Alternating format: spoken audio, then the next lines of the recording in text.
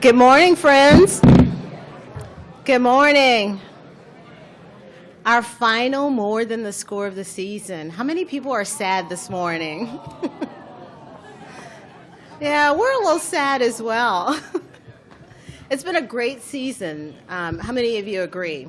We kicked off the season with Larry Sabato.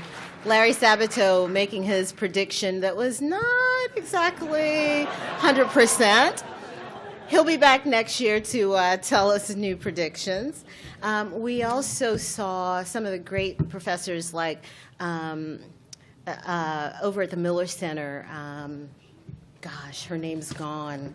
How quickly. We saw Greg Fairchild from Darden. We saw Barbara Perry over at the Miller Center. She spoke about Supreme Court justices. How about that? Was fantastic, was it not? Yeah. And Greg Fairchild talked about the teachings he's doing over at the prison system. That was really amazing as well. And how about the innovation that we learned about? Yeah, that was really, really good. So fantastic lectures this year. We're up for a new one this morning, another one. John Ragasta will be here.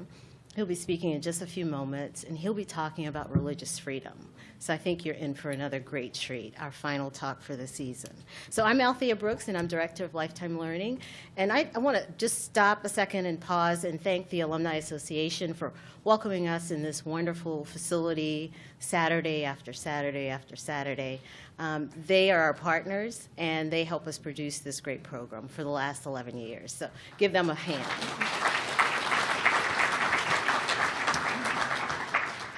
Okay, so before we begin, a few housekeeping tips. You guys know this. You could say it without me. Your phones, go ahead and silence that, turn it down, turn it off. Feedback cards, we've passed out those great feedback cards. We really do use those to help plan future talks, so please take a moment at the end of today's talk and give us your feedback. Also, we are recording today's lecture, and it'll be made available on our website in just a few days, so feel free to download and share those. And share the entire season. We've recorded all except for the very first one, which was Larry Sabato's talk. So please share those. A couple of lectures. I know people are going through withdrawals already because More Than the Score is ending. We aren't ending. We produce lots of great programs throughout the year. One coming up on December 6th. We're doing a wine pairing conversation with engineering faculty talking about the engineering of wine. It's December 6th. It's going to be over at the Boar's Head. Please join us there. How many of you have heard about Jefferson in Paris? We're going to Paris this year, guys. Join us, please, in June 25th through July 1. We'd love to have you there. We've got two great faculty from the architecture school that will be leading those talks. And then we've got talks coming up around the MLK celebration in January. We've got two great talks. Anita Hill will be in town, and we'll be sponsoring that talk over at the Paramount in, I think it's January 26th. So we look forward to seeing you again this, actually in the new year. And I'm going to turn things over to Tom Folgers, president here at the Alumni Association, and he'll be introducing our speaker for the morning. So thank you for being here. Thank you for being here all season, and we look forward to seeing you again soon.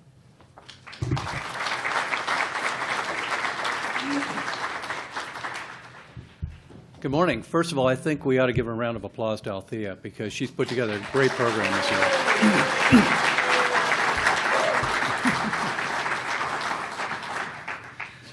And she told me I ought to explain these buttons because not too many people got them. It's basically not quite a Category 1. We're playing the Hurricanes. Get it? Okay, that's enough. Mr. Jefferson is well known as one of the founders of America's religious freedom and separation of church and state. Yet while he strongly opposed government involvement in religion, he always expected Americans to be privately religious. You can certainly see this in his design of the university.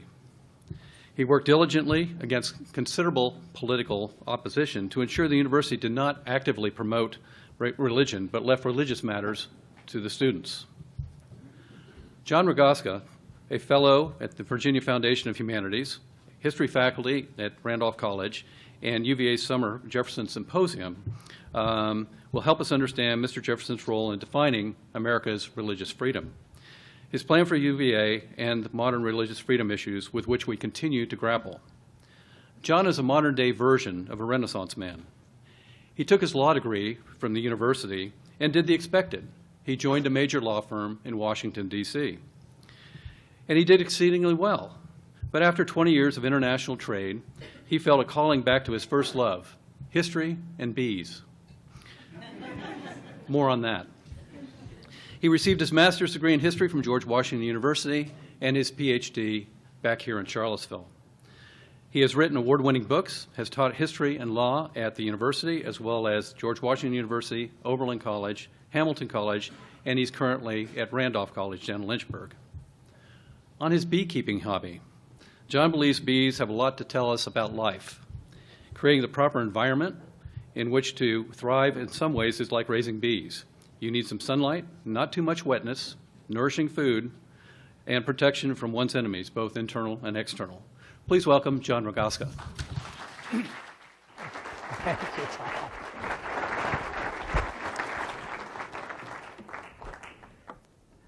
Thank you. Good morning. Okay, important question, show of hands. Who has not been up the mountain and seen Thomas Jefferson's tomb? Anybody in this room? Okay, hurricane fan, right there. So I bring this up because actually we can learn a lot about Jefferson at his tomb. After Jefferson died, notes were found with his papers. And one of those notes said he would like his memorial, if one was to be erected, to say, "Here was buried Thomas Jefferson, author of the Declaration of American Independence, of the Statute of Virginia for Religious Freedom, and father of the University of Virginia," and not a word more. And Jefferson's wish was as good as a command to his family, and that's exactly what he has on his tombstone. Now, a number of people comment on this. Of course, it doesn't say anything about his family. It doesn't say loving father, devoted son. It doesn't mention that he was president, vice president, ambassador, member of Congress, governor, things that most of us would probably mention on our tombstone if it were us. But this was not false humility for Jefferson. That when he came up with this list, political freedom, religious freedom, educational freedom, freedom of the mind, he really saw this as the core of a republic. Because if we were going to have a republic, if we were going to have a democracy, you have to have thinking people, thinking and independent people. And that requires political freedom, religious freedom, and education. And in fact, if you look a little further into Jefferson and his thinking, religious freedom is the foundation. Because he understood that without religious freedom, what he would say is kings, nobles, and priests will destroy the free-thinking person. You can't have political freedom if you don't have religious freedom, and you can't have educational freedom if you don't have religious freedom, because somebody's going to be trying to control your mind. And you have to have free and independent thinking. So today, if I want to talk about religious freedom, and in particular religious freedom at the University of Virginia, his tomb is a good place to start. And there are a number of things we could talk about. We could be here, I think the game starts at 2. But I'm going to talk only about 2 things in some detail. The one is the question of why Thomas Jefferson? Is it appropriate for us to always talk about Thomas Jefferson and religious freedom? Does he define religious freedom in some important way as opposed to George Washington or Alexander Hamilton, who's suddenly become popular in certain sectors? And then the second question is, how does he apply this concept at the University of Virginia? Now, when the Supreme Court first took up the issue of religious freedom in 1879 in Reynolds versus United States, in a unanimous decision, they said that religious freedom really is defined by Thomas Jefferson. The statute for religious freedom, which he wrote, is the true distinction between what properly belongs to the church and what to the state. Jefferson's Danbury Baptist letter, now this is the famous letter where he says we need a wall of separation between church and state. The Supreme Court unanimously says that letter may be accepted almost as an authoritative declaration of the scope and effect of the First Amendment. And this notion has continued in the Supreme Court for at least 100 years. In the 1960s, in McGowan versus Maryland, Jefferson's Act is best reflecting the long and intensive struggle for religious freedom in America. And this was really the way academics and jurists thought about religious freedom. Thomas Jefferson and his notion of separation of church and state, that's what religious freedom is about. But in time, we started to hear some dissident voices on the question of religious freedom. By 1985, Justice Rehnquist in Wallace versus Jaffrey, the moment of silence case, really questions why should we pay attention to Thomas Jefferson. He says this fixation on Jefferson is demonstrably incorrect as a matter of history. There is simply no historical foundation for the proposition that the framers intended to build the wall of separation. Other justices, noticeably Justice Thomas, says that focusing on Jefferson to help understand religious freedom is misleading application of history. So this raises an important historic question. Now, when I was first working on this project and on the book Religious Freedom, I was on a fellowship at the International Center for Jefferson Studies at Monticello, and I explained my project to some of the librarians there, and one of them came back that afternoon and gave me this. He said, so this is really your project. It's TJ versus Rehnquist. And I love it. You know, historians don't have a lot of humor. We have to take it where we can find it. I had this on my office wall for a number of years, or for a number of months, and one day, one of the other fellows came in and he looked at that and he sort of shakes his head and he says, John, I don't think Jefferson would have really hit Rehnquist. And I said, no, you're probably right. He would have Madison do it for him. Jefferson's no dummy. But, okay, enough of that for a moment. But I think Rehnquist really is raising a very important question. Why should we focus on Thomas Jefferson? So this was one of the questions in my book.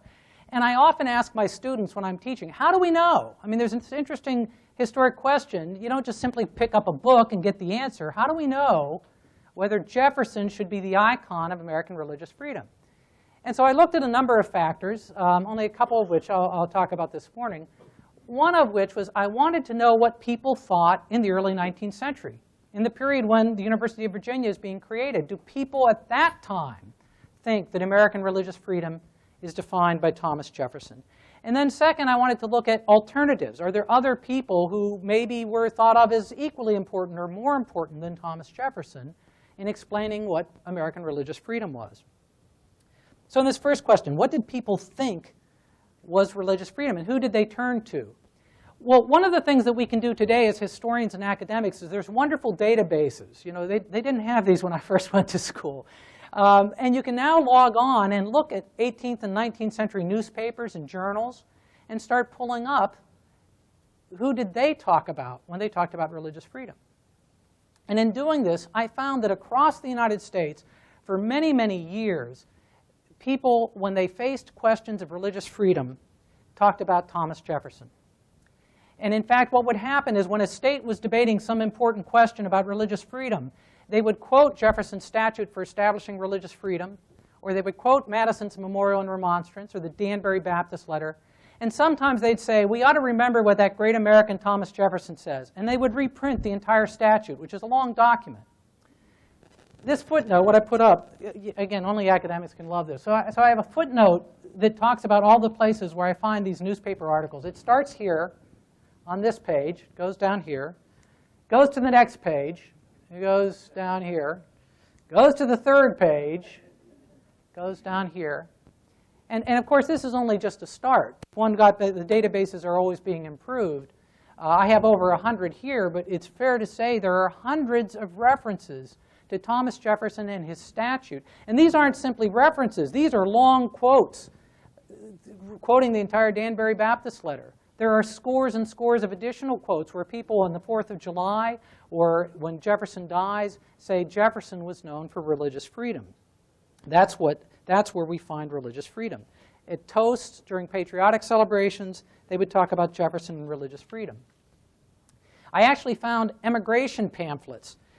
These are fascinating documents that at the time we were trying to get people to come to America from Europe. Kentucky actually printed up a pamphlet trying to encourage Europeans to move to Kentucky. And at the end of the pamphlet, it says, one of the things you'll get when you move to Kentucky is religious freedom. And do you want to know how? And they reprinted Jefferson's statute for religious freedom, word for word. This is American religious freedom. I also found textbooks. I went to look for textbooks. What would students be taught was American religious freedom? And a number of textbooks from the early 19th century say Jefferson and the Virginia Statute. George Bancroft, the most well-known 19th century historian, his magisterial work, it's published in 1834. The preamble to the bill for establishing religious freedom, drawn by Jefferson, expressed the ideas of America, the forming convictions of the people of the United States. Robert Howson's textbook, Burke's textbook, they all talk about Jefferson and separation of church and state. Okay, and there are a number of other things I look at in the book, but that's pretty, I would say to a student, that's good evidence. But what about this question that Rehnquist raises and Thomas raises about alternatives? Aren't there other people? After all, when we talk about the founders, there are many founders. Why Jefferson? Why shouldn't we be looking at other people who talked about religious freedom and maybe talked about it in a different voice? So academics and jurists like Rehnquist and Thomas have given us some suggestions. One, Daniel Dreisbach, he's a professor at American University, says we shouldn't look to Jefferson. How did that happen? That's a terrible picture, but if you can see it, anybody know who this is? Nobody knows. It's hard to see, but even if you could see it, nobody knows who this is. Nobody knew who this was in the 19th century. This is a fellow named Jasper Adams. He's actually the president of Charleston College in Charleston, South Carolina. He's an Episcopal minister. He writes an extended sermon. It's about 50 pages long, saying that religious freedom is not about separation of church and state. The government should be supporting the Christian church. And he has that sermon printed up, and he sends it to everybody he can think of. And still, nobody knows who Jasper Adams is. We can find 5 references to him and his sermon in the newspaper. 3 of them are in religious newspapers simply announcing that the sermon was published, although they are favorable. One of the 5 is written by the dean of Tulane Law School, a Jeffersonian, in which in an extended review he trashes Jasper Adams and says, no, Jefferson explains religious freedom. Not only that, Jasper Adams wasn't born when the First Amendment was drafted. He is not a founder, and he's not describing religious freedom. Well, maybe that one's a little too easy. That's a better picture. How about this one? This is a little more plausible. This is Justice Joseph Story. Some of you have heard Joseph Story. He writes commentaries on the Constitution in the 19th century. He's one of the most famous justices of the 19th century. And Rehnquist and Thomas and others say we should be looking to Justice Story to define religious freedom rather than Thomas Jefferson. And of course, the reason they say that is it's all about church and state. It's all about separation. Now, Justice Story, though, was only 10 years old when the First Amendment was drafted. He's not a founder. Not only that, when he writes his commentaries on the Constitution, it's published in 1833. It's an important date in American religious freedom. He's from Massachusetts, and he writes in his commentaries on the Constitution that Massachusetts has developed the correct approach to religious freedom, a pointed affirmation of the American principle of religious freedom. Well, Massachusetts was still collecting a tax to pay Christian ministers. And Story tells us that's a pointed affirmation of American religious freedom. That year, when he publishes that book in 1833, the people of Massachusetts vote 10-1 to eliminate that establishment and separate church from state. Now, when the justices like to quote Justice Story, Justice Berger is also a relatively conservative justice, he says, well, this is what Justice Story says. The real object of the First Amendment was to prevent any national ecclesiastical establishment. Now, you know, I tell law students and young lawyers, when you see a quote and there's an ellipses in it, you want to know what's really being said. That's not what Justice Story said. This is what Justice Story said. The real object of the First Amendment was not to countenance, much less to advance Mohammedanism or Judaism or infidelity by prostrating Christianity, but to exclude all rivalry among Christian sects and to prevent any national ecclesiastic establishment. The reason Berger doesn't want to put this in his opinion is because we know not only is this offensive, but it's wrong. We know that it's well established at the time that the First Amendment was supposed to apply to all religious people, and believers and non-believers from around the world. And this is not a respectable position. In fact, Jefferson and Madison told us that this was not why it was drafted. Jefferson, in his autobiography, we meant to comprehend within the mantle of its protection religious freedom, the Jew and the Gentile, the Christian and the Mohammedan, the Hindu and infidel of every denomination. Madison, in his memorial remonstrance, says, don't you understand? You can read it. He says, don't you understand? If the government has the authority to establish Christianity, it could establish Baptists, Presbyterians, Methodists, Jews. And Madison, of course, says the government simply does not have this authority. There's a lot of other evidence I could go through, but I think that it is fair to say that when the Supreme Court and historians for over 100 years have said that religious freedom in America is defined by Thomas Jefferson and a strict separation of church and state, there's very sound historic reasons for that conclusion and calling Jefferson an icon of religious freedom. But then that brings us to the University of Virginia, because if this is so important to Jefferson, what's he going to do when he forms the University of Virginia? Now, that may sound like an easy question, but at the time, almost all colleges were privately owned, and they were owned by churches, essentially. They were church institutions. Excuse me. There was one other state college. UVA likes to forget that UNC actually was the first state university in the country. But at UNC, they still had mandatory chapel. There was a chapel, and the students had to go to a mandatory chapel. So Jefferson, who's deeply dedicated to political freedom, religious freedom, and education, realizes that in forming a state university, he's going to have to grapple with this question of church and state. And he makes it clear from the very beginning that he wants religion at University of Virginia, just like religion in the United States, to be a matter for the individual, free from government. And let's not forget, UVA is the government, free from government restraint. So very, very early on, he decides that we're going to have no professor of divinity. Now, this seems like a small thing, but again, every other university in the world had a professor of divinity who's basically a minister who's also going to be heading up the chapel, and students are going to come to that person for religious protection. But when Jefferson decided this, of course, it was subject to a lot of criticism. A lot of people said, well, what are the students going to do for religion? How are they going to be virtuous and moral people? So facing that kind of criticism, Jefferson writes Thomas Cooper in 1822, who was supposed to be one of the first professors. He is not. But he writes Cooper, and he says, you know, we were trying to have separation of church and state. We were trying to make clear that the students were responsible for their own religion and the government wouldn't give it to them. But people were saying we're against all religion rather than simply being for government staying out of religion. And UVA was under enormous pressure. They were talking about, it was still a question whether UVA was going to be the state university. And the opening of UVA was being delayed because of this question of religion at the University of Virginia. So that year, the board makes a different decision. They write to the state and they say, it is expedient. It has been suggested that maybe what we need to do is have religious schools on the confines of the university.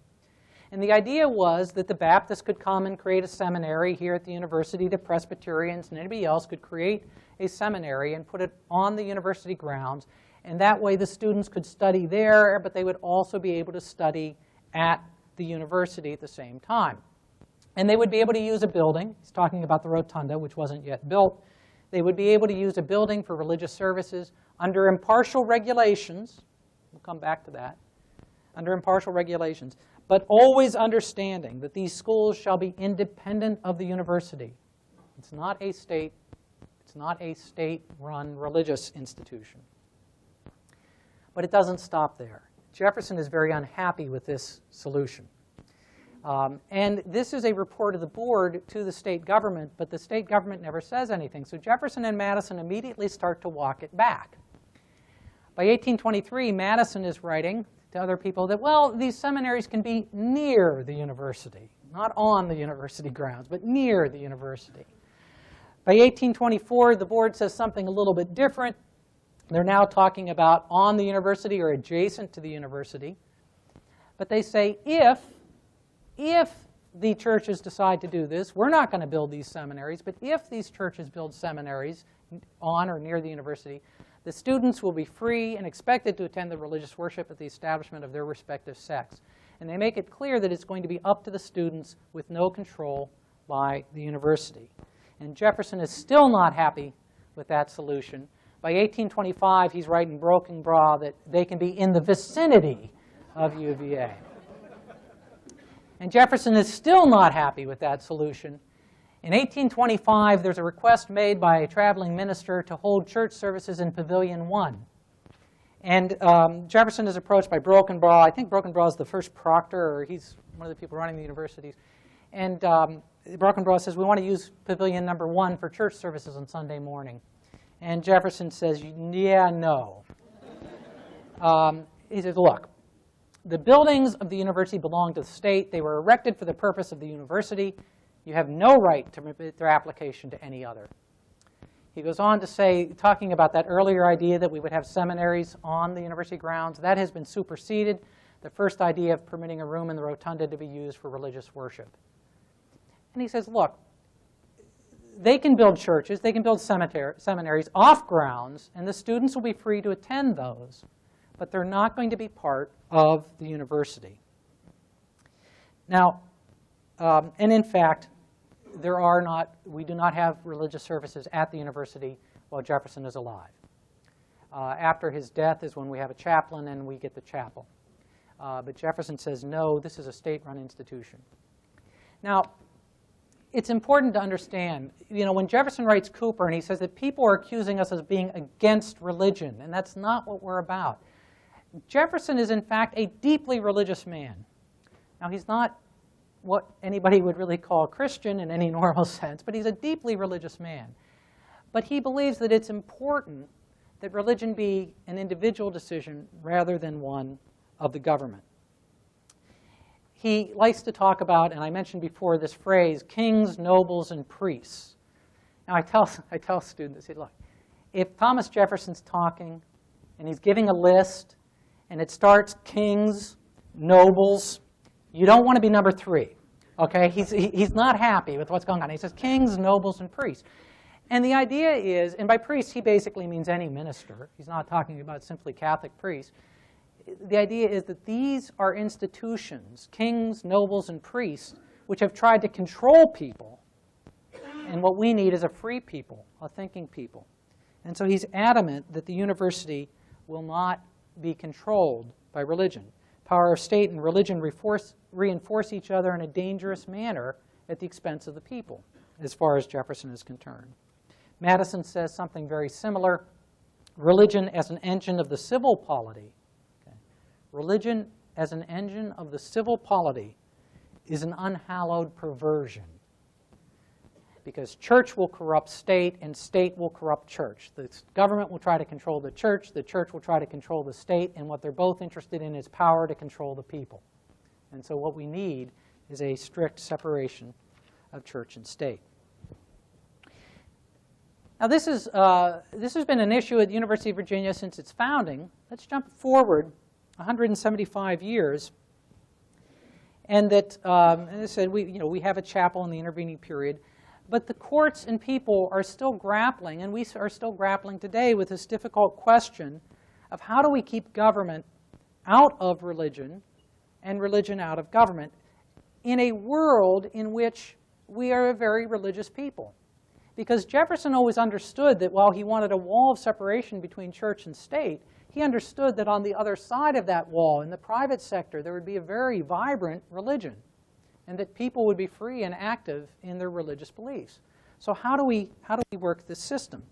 Now, one of the things we tend to forget when we talk about Supreme Court cases and modern disputes is that a lot of the easy questions have been resolved. And the court now is grappling with some very difficult questions. Well, interestingly, one of the most difficult and one of the most important for modern religious freedom came up here at UVA, in the case of Rosenberger versus UVA. What happened in Rosenberger was there was a new student organization called Wide Awake, and it was a Christian journal commenting on the facts of the day and things that were going on. It was a student journal. And the student journal, Wide Awake, went to the university and said, you know, there are over 100 student organizations at the university that receive funding through the student activity fee, 118 student groups. And they said, we should get the same kind of funding as those other groups. We should get our printing paid for just like the Glee Club or somebody else. They were denied. They were denied by the Student Activities Committee. They were denied by the university because they were a religious organization. A lawsuit was filed. The district court agreed with the university. The Fourth Circuit agreed with the university, and it affirmed the decision, saying there are compelling state interests to maintain a strict separation of church and state. And therefore, this religious organization cannot receive student activity fees. Well, this left, the case went on appeal to the Supreme Court, and it's a difficult case in many ways. And so the question is, what will the Supreme Court do with this decision coming out of Mr. Jefferson's university about the interaction of religion and the state government? And maybe more important,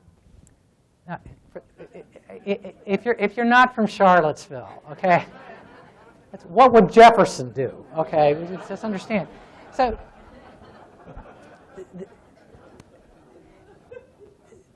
the Supreme Court issues an important decision in Rosenberger.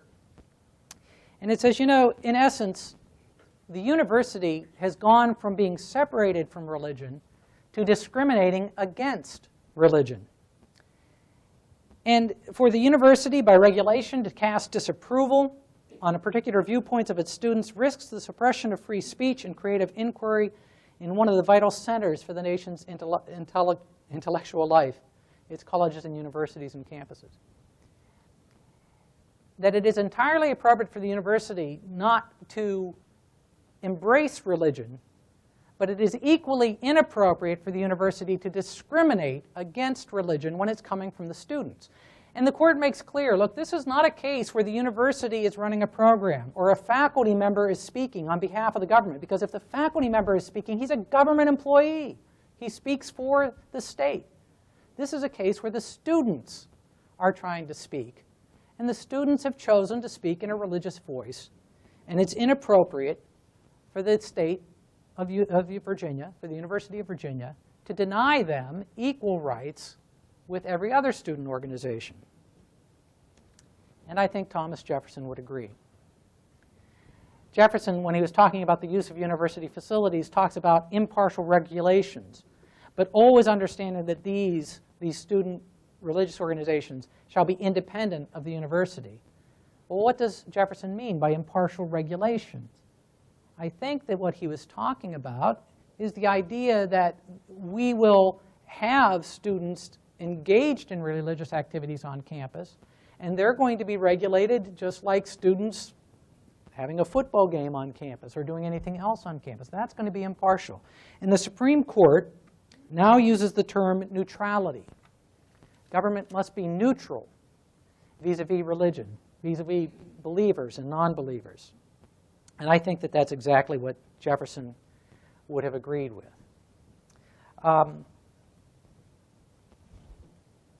Now, I hope, you know, if you've been around campus, you've probably seen the chapel. I said, Jefferson, I don't think would be entirely happy with having a chapel on campus. But maybe what you haven't seen, and let me suggest that before the game, if you have a moment, something that you might want to go see, is the statue in front of the rotunda. And when we see this statue, we of course see Thomas Jefferson on top of what looks like a Liberty Bell. But we tend to miss these four figures that are around the bottom of the statue. These four figures are the spirits of liberty, justice, religious freedom, and equality, or the Declaration of Independence. This statue was crafted by an artist in the 19th century, Moses Ezekiel. Moses Ezekiel was Jewish. He's a graduate of VMI. He understood religious freedom. He understood religious persecution. And he honors Jefferson with this statue, and he has in particular the spirit of religious freedom on one side holding a tablet. And when you go to the rotunda today, walk around and look at that tablet. The tablet lists the Religious Freedom Act of 1786, Jefferson Statute for Religious Freedom, followed by Jehovah, God, Brahma, Ra, Atma, Allah, Zeus. And Moses Ezekiel was asked to explain this statute at one point. And he wrote that these list of deities show that under our government, they mean and are all God, and have no other meaning, and have each an equal right and protection of our just laws as Americans. I think he was speaking not only for himself, but he was speaking for Jefferson. Jefferson wanted to be very clear that religious freedom and separation of church and state was not against religion, but it was emphatically against government's involvement in religion. And I think that Moses Ezekiel captured that image quite appropriately. I'm so pleased you came this morning, and welcome you to UVA, and happy we have plenty of time for questions, if people have questions or thoughts.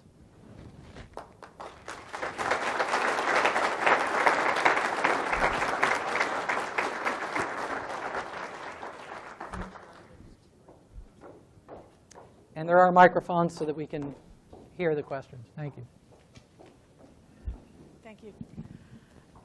100 years before Jefferson was born, there was Roger Williams, banished from Massachusetts Bay by the Puritans, who were doing exactly what they didn't like in England. And I would like you to comment. I think of him as being Jeffersonian before Jefferson, but perhaps in a slightly different direction, much more interested in getting the church free from the control of the state, if you will. Would you like to talk a little bit about that? It's quite interesting. Yeah, thank you. It's a very good question. Roger Williams, again, we all sort of have this vague recollection from high school history. Very important person, very devout. I mean, one of the things that's interesting about Roger Williams, he's a devout minister. This is somebody you can't accuse of being irreligious. And yet he's adamantly opposed to government and church interacting because he wants to get the government out of the church. He believes the government corrupts the church. Something that I talk about in my first book. Let's pause for this in a moment. One of the reasons why Baptist and Presbyterian ministers in Virginia are adamantly in favor of separation of church and state. Okay, get your mind around that for a moment. 18th century Virginia, Baptist ministers want a strict separation of church and state. And the reason for that was that they understood that if the government is involved in religion, it encourages people to be religious. And you say, well, that's a good thing. And the Baptist minister said, no, that's not a good thing. John Leland, one of the most famous Baptist ministers, 18th century Virginia, says, if the government can come with me to the judgment seat when I die and stand in front of God, then the government can be involved in religion. If not, they have to stay out because it has to be my choice. There's free will Baptist. I have to make a free will decision. And this was very much what Roger Williams was talking about, that the government is going to corrupt religion because in its efforts to encourage religion, it's really going to be counterproductive because people need to make a free choice. And so Roger Williams is very much in that mode. Now, historically, I have to say, one of the problems with Roger Williams from a historic perspective, we don't find anybody talking about Roger Williams in the 18th and 19th century. Now, why that is, why he was essentially forgotten, he's brought back by academics sort of in the 20th century. I say nobody. Of course, some people mention Roger. But you don't see this kind of references to Roger Williams in the constitutional or in the debates in the court cases.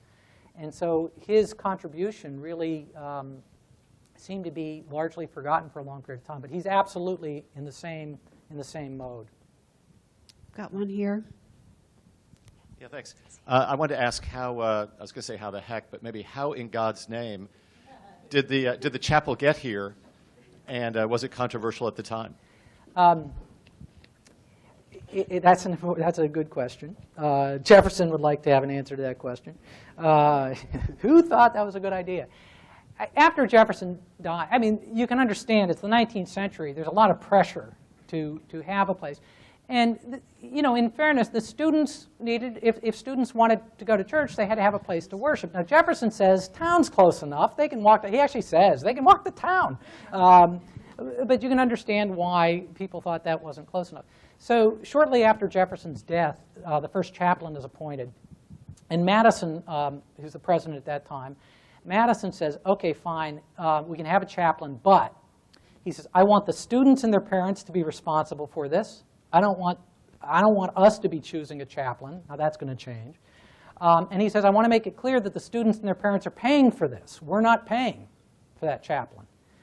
Now over the 19th century, Madison's dead, and we fall back from that, and we get the chapel. Now, of course, it's important the chapel is non-denominational.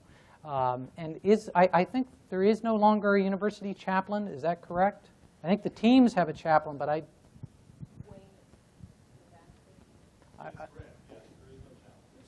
so we got away from that a little bit. But it's 19th century. I mean, again, it's interesting historically, because in the 19th century, if you remember your history, we get the Second Great Awakening, and we get this explosion of religion. And that's when the Methodists and the Baptists and the Church of Christ and the Mormons and the Seventh-day Adventists and all these churches are created. Well, one of the things that Jefferson understood was that keeping government out of religion is actually good for religion. And so you get this religious, because of separation of church and state, you get a religious explosion that then results in the chapel. I'd like you to address the issue of when Rosenberger was decided, whether the court reached any conclusion or even suggestion as to what happens when one of these student-sponsored organizations makes a practice of attacking another similarly disposed student organization under freedom of speech. No, very good question. And no, the court does not discuss that directly. Interestingly, Jefferson does. Jefferson, and he's just, in one of his letters, he sort of says, you know, maybe the one thing we ought to require for tolerance is that people be tolerant of others. And so maybe we ought to, as a government, say that you have freedom of speech, you have freedom of religion, if you are tolerant of others. Now, that does not become U.S. law, as we know, and that doesn't become part of the Constitution. But certainly, there is no, I mean, freedom of speech, you can say abhorrent things, and that's part of the system. You cannot engage in abhorrent acts. The government, Jefferson also makes that distinction. The government has every right to regulate action which is against social norms. So. Would you address the failed attempt by the faculty wives to build a statue on the lawn? I think it was in front of Pavilion 7, and how the events of the Civil War thwarted that campaign. But I think an architect was engaged. You may know more about it than I do. I know that originally there was going to be a chapel earlier on, and it was at that period of time, and they were going to put it on the lawn, which would have really messed up the lawn a little bit. I think Wayne can probably, was not an architect engaged for this? Yes. And there are drawings for this, Yes. and only because the faculty wives invested in Confederate bonds did it not go forward.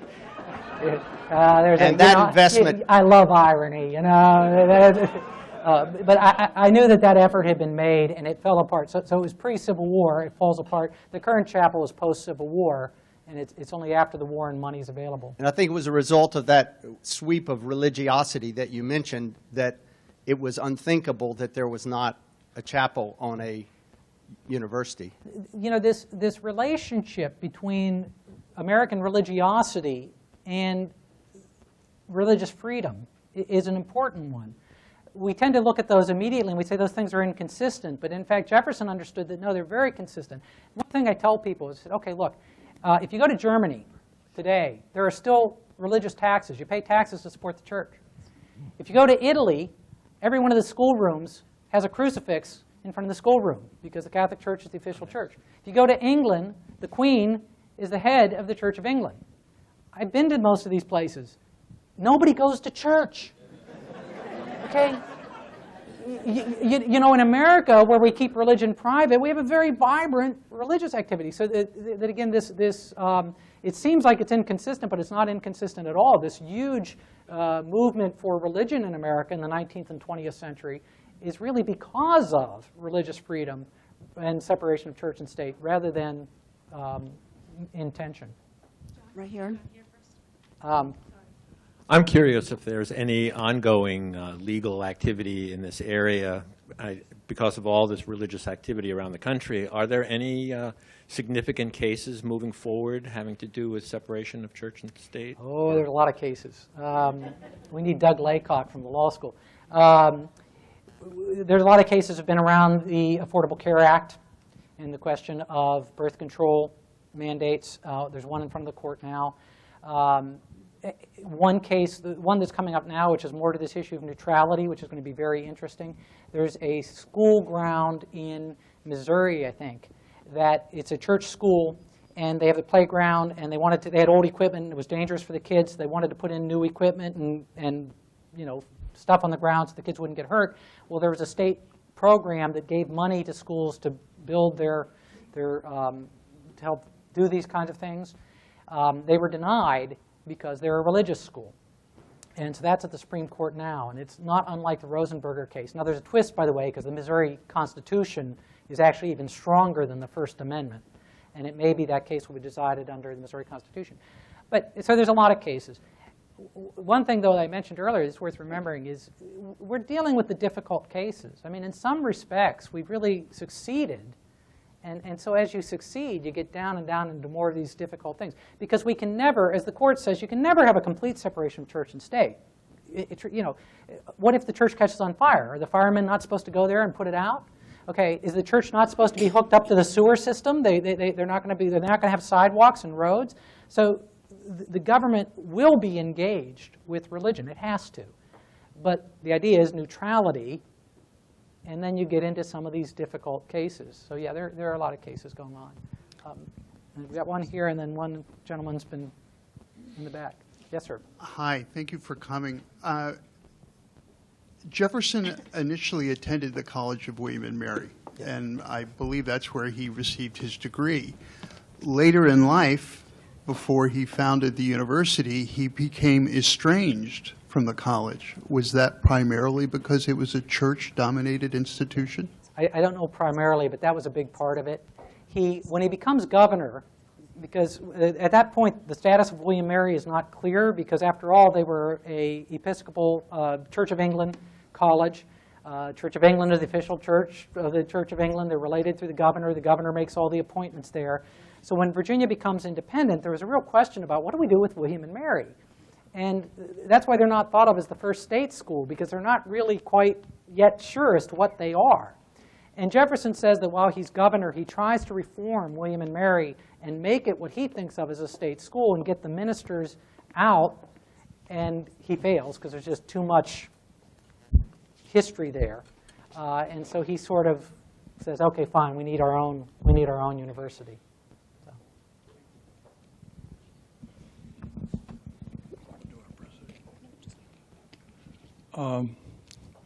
During my time here at the university, I had the opportunity to read into Jefferson's son's activities. I noticed that you didn't mention anything about Thomas Jefferson Randolph, and I put a question to you. Is that anyone whose material of their conclusions you've read about? Martha would prefer I not talk about Thomas Jefferson Man Randolph. I don't know a great deal about what Man Randolph says about religion. He says a lot about slavery. He's well known for his views on slavery. He's certainly not a founder. He's certainly not anybody that anybody's talking about in the newspapers or the journals at the time. He becomes, in the 1830s, well, actually his son then is talked about a lot on the issue of slavery. But I don't know what his positions are, but he's not somebody that they're talking about.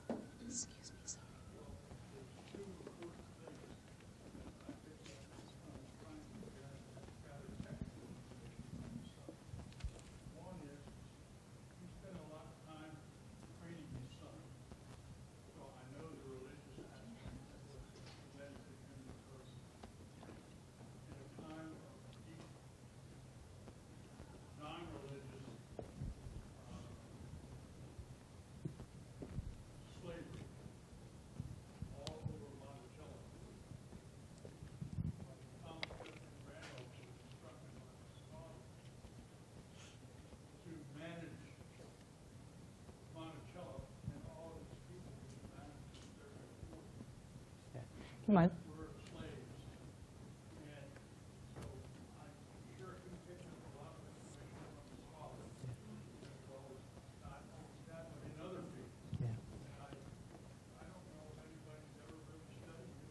He is, keep in mind, he's the grandson, by the way. Thomas Jefferson Mann Randolph is Martha's son. And he has been studied especially on slavery, because he makes a real effort to phase out slavery in the 1830s. So if you read histories of slavery in Virginia in the 19th century, they'll talk a lot about Thomas Jefferson Mann Randolph. Please. Okay, we've been talking a lot about the government interfering in church. But there was a little news piece I read a couple of weeks ago that I was thinking WWJD, and I was figuring he'd leap out of his grave, catch a plane, and go to California. Because there was a Catholic church in San Diego that told its parishioners that it would be a mortal sin to vote Democratic. Yes, I saw that. And was there any follow-up on that, or any comments you'd like to make on that situation? Oh, I got a lot of comments. I mean, there's a couple of things. It's a good question. One of the things that's very important is that a lot of people who want to limit separation of church and state say, well, it's trying to keep government out of religion, but it wasn't trying to keep religion out of government. No. Jefferson and Madison make clear that it's a two-way street, that they corrupt each other because it's this power structure that the elite are going to control people's thinking. So absolutely, separation of church and state is supposed to keep religion out of government. Now, Jefferson actually, again, he makes the idea at one point, he says to Madison, he writes a proposed constitution for, I think it was Kentucky, in which ministers could not hold public office. So we're just going to ban, back to this question of tolerance, he said, we're going to ban ministers from even holding public office. And Madison sort of says, you know, Tom, we can't do that. Because back to this idea of neutrality, that government is not supposed to be taking a position. So whether you're a minister or a blacksmith or a lawyer or a banker, you have every right to participate in government.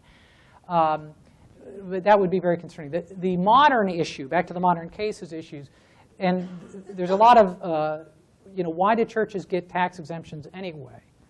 That I think the Supreme Court's views in this, Waltz versus Commissioner, says, look, these charitable exemptions apply to all charities. They don't apply just to churches.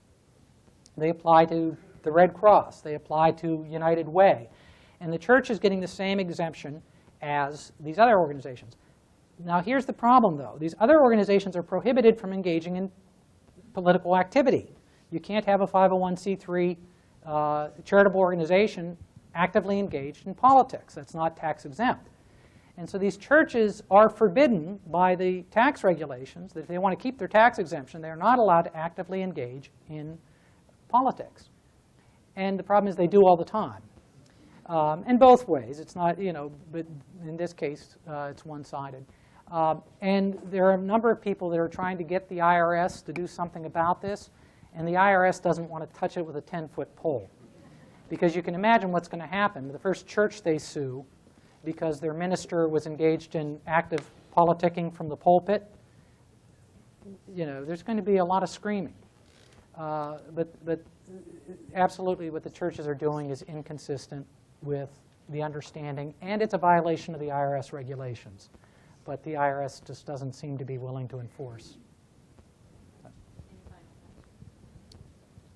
Have a final question? Or? Okay. Well, thank you so much.